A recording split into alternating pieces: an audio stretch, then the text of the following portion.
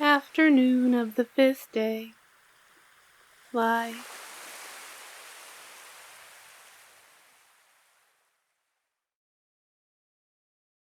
Part 3.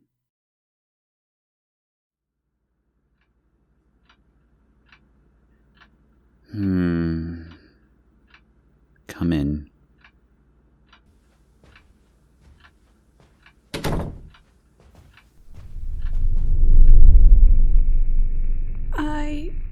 I have to go to the bathroom. That's what Yayoi had told Maki and Shinya in the middle of lunch before breaking off from her team and coming to us. It was a pretty typical hackneyed lie, and Maki could read minds anyway. And even under the weather, Shinya probably saw through it. But one look at Yayoi's sickly pale expression, and they probably wouldn't have called her a liar if she had said she was heading to the Isle of Dread on Turtleback. She sat down on the sofa and said nothing. She seemed strangely wary of Hikari's presence. Maybe she, too, thought Hikari was the killer. It wasn't such an unexpected assumption, to be honest. It didn't look like this was going anywhere on its own, so I went ahead and asked, "Can we assume you came here because you wanted to talk to us about something, Yayoi?" Yes. She nodded weakly. You two are doing some investigating, right? Well, that's the plan. It's become a personal matter at this point, after all, I said, looking at the computers in the corner of the room. Make that former computers. What about it? Well, if you're investigating, I suppose the facts need to be accurate. Yeah, well, naturally. If you proceeded from here with inaccurate information, there could be a third incident. Fourth! We ignored Kunigisa's protest. That's right, Yayoi. That's the situation. Yayoi, I don't really understand what it is you're trying to say. It looks like you came here to help us, but am I wrong? Did you come here because you don't like being on a team with Shinya and Maki? No, that's not it. Yayoi mumbled. It's just, I told a lie I can't take back. A lie? Yes, that night, I really was with Iria talking. It was only up until the earthquake, but that much is an honest fact. She said. But Honda wasn't there. Hikari's face went stiff. Ray Honda. It was suddenly clear why Yayoi seemed so nervous around Hikari, and why she had seemed so unnaturally detached since the other day, staying holed up in her room all the time. The ice was melting. Aha. The other morning during the alibi check, Iria had said herself that she, Yayoi, and Ray were together. Everyone else was questioned one by one, but when Yayoi's turn came, Iria spoke for her. I had thought this was simply because they had been together, but it seemed that wasn't why after all. Iria Akagami was covering for Ray Honda. Yayoi slumped down with her shoulders drooped. It was like she had been relieved of a terrible burden, or freed from a curse. Why? Why had she kept silent about such an important detail up until now? It was a question I was in no position to ask. This was Iria's island, and Iria's mansion. She was the mistress here.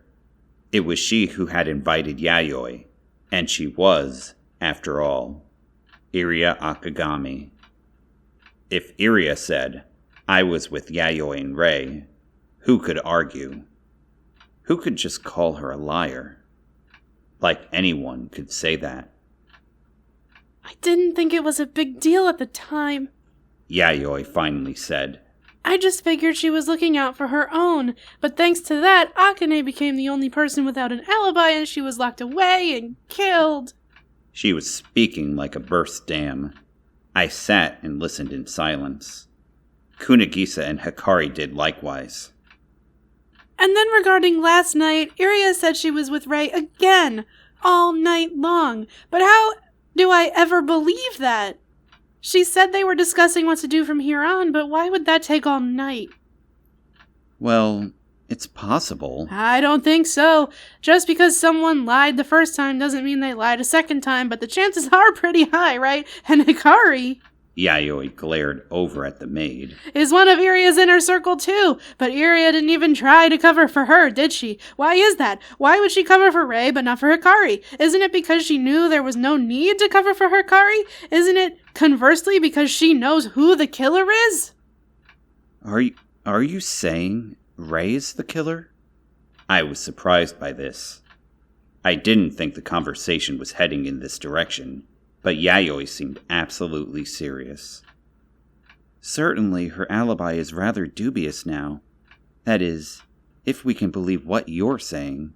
It's the truth. Whether you believe me or not, it's the truth, she declared. Hikari looked like she wanted to take issue with this, but something or other seemed to be bothering her, and she remained silent. She chewed on her lip with a painful expression. Let's just hold on a second here, I said. If Rei didn't have an alibi that night, how did that change things?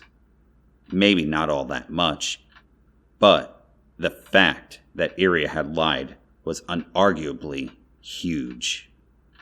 Rei wasn't in Iria's room that night. That meant they weren't together after the earthquake either. Which meant... Hey, Yayoi? What is it, Kunigisa? Why do you think Rei is the killer? She's the head maid. She's the confidant. She's a hotshot. She's closer to Iria than Hikari and the others are, so maybe Iria just covered for her out of kindness.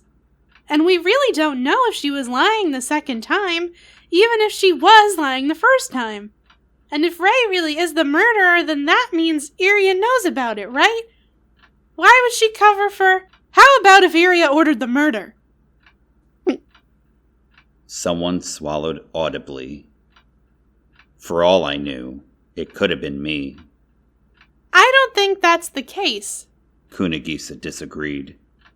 Kanami and Akane were both invited here as guests. What's the point in bringing people over and then killing them? What if she invited them here to kill them? Yayoi pressed on. Iria invited people here, and then those people were killed. If you look at it that way, it's not so unthinkable. Was Iria using Rei in a plot to kill those two, as well as possibly a third, fourth, and fifth person? It seemed like a highly unrealistic notion, but there was no evidence against it. Yeah. And on that note, hadn't I just heard from Terako and Hikari the evidence for it? Rei Honda, the head maid, Hikari, Akari, and Terako's boss. She was closest to Iria, so how about it? Was that the answer? Was that what it all came down to? Iria Akagami, named after the great ancient Greek classic epic, Homer's Iliad, the work that told of the war with Troy over Helen. All of the characters in the epic think that the gods are pulling their strings. Was that it? If that was the answer... As I thought, Yayoi continued on. Do you know why I was called here? Because you're a genius? She grimaced. Well, Ibuki was a painter, a magnificent artist. Sonoyama was a scholar, fine. Himena is a fortune teller, whatever. Kunigisa is an engineer, yes? That's wonderful. But I'm a chef. Unless she's some kind of gourmet cuisine nut, why would she call such a person here? I don't think cooking is really that special. I was silent. Hearing Yayoi herself say that, there was no possible response I could give. And do you know why Ibuki and Sonoyama had their heads cut off? That's a sudden change in topic, No, it's not. Yayoi said, with a stern expression and tone to match. You are what you eat.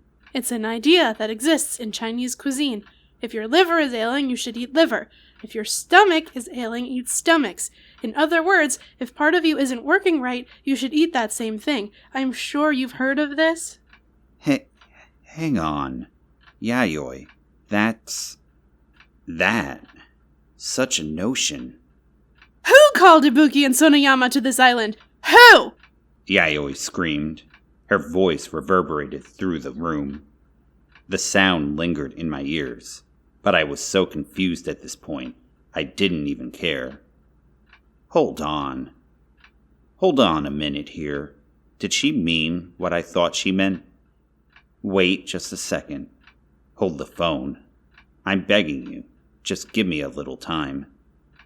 I'll say it one more time. No, I'll say it as many times as it takes. Why would the killer cut off their heads? Why would the killer take the heads with her? Where did she take them? And who was it who invited those women here? Who brought these renowned geniuses here? What was inside those heads the killer carried off?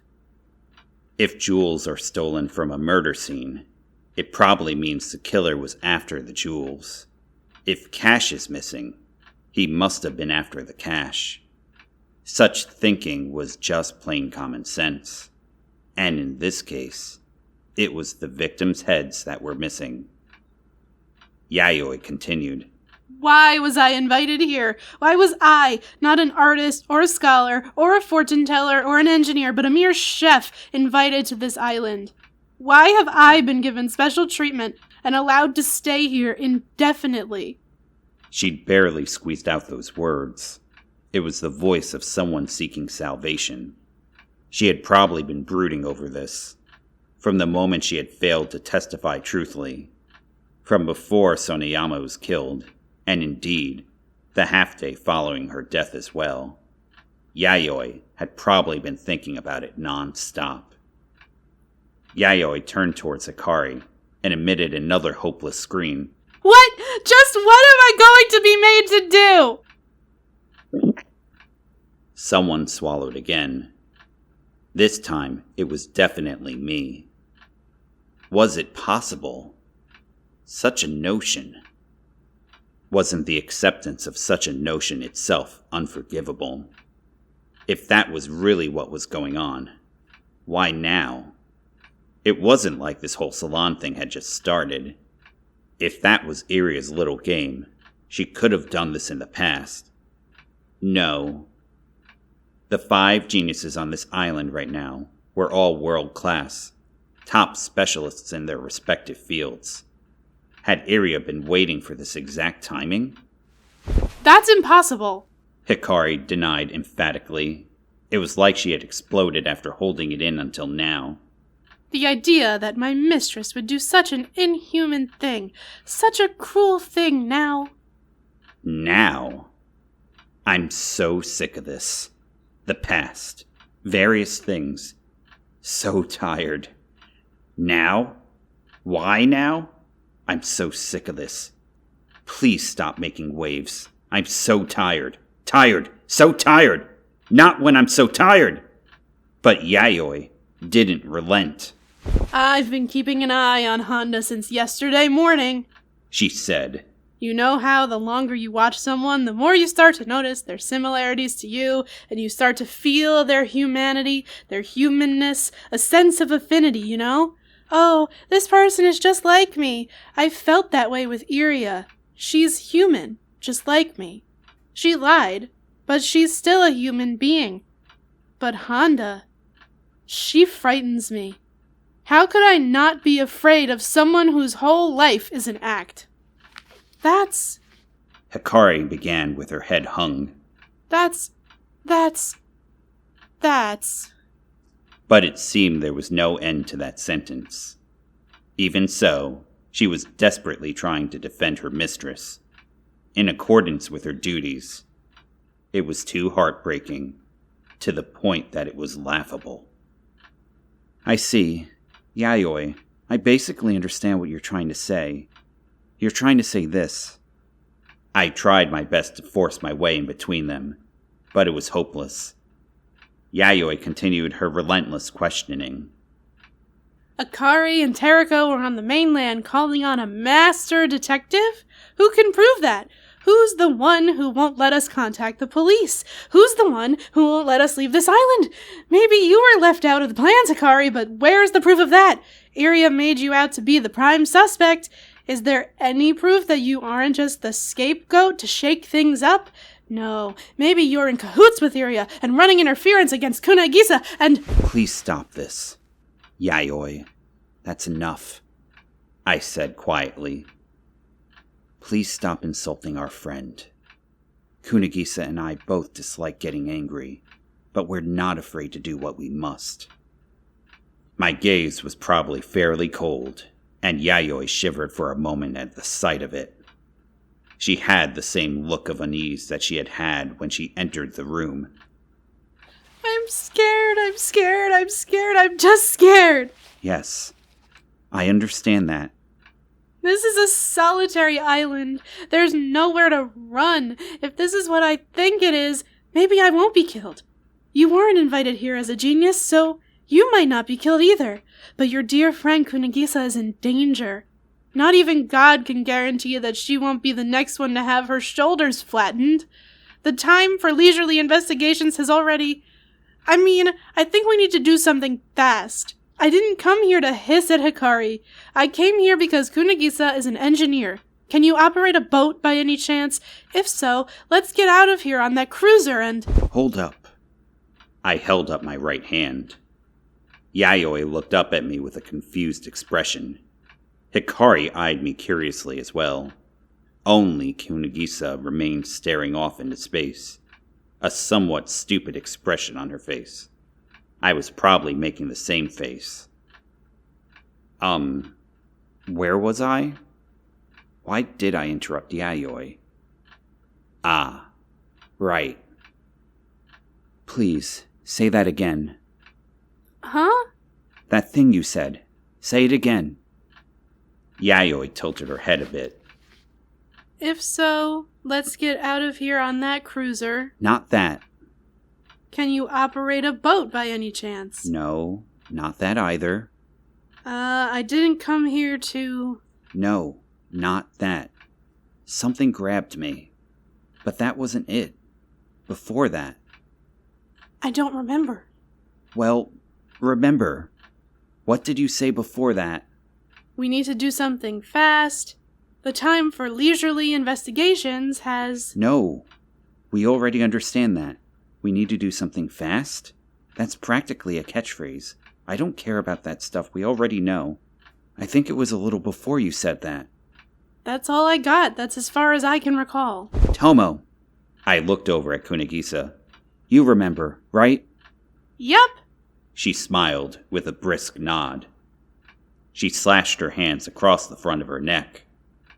I'm gonna get my shoulders flattened. Bingo. Yes, that. It had grabbed me. Was that because it suggested something I'd rather not imagine? Nope. It wasn't nearly that trite. It was something totally, completely different. Now, this was the key. The Rosetta Stone. Silence, please. I'm thinking. I think I'm on the right track. Definitely. It's simpler than the geography of Kyoto or Sapporo. We have a hypothesis and conclusion now. So all that's left to do is prove it. I thought. Kunagisa was thinking too. All the ingredients were probably there. I sensed this. Or we already had all the ingredients a while ago. They were all lined up in front of my face. So much that I could have arrived at the truth as soon as Kunagisa's computers were smashed. The third case wasn't the key, but it was another ingredient. And now, I had the key. This time, for sure. And just as any door will open once you obtain the key, so too would I reach the solution.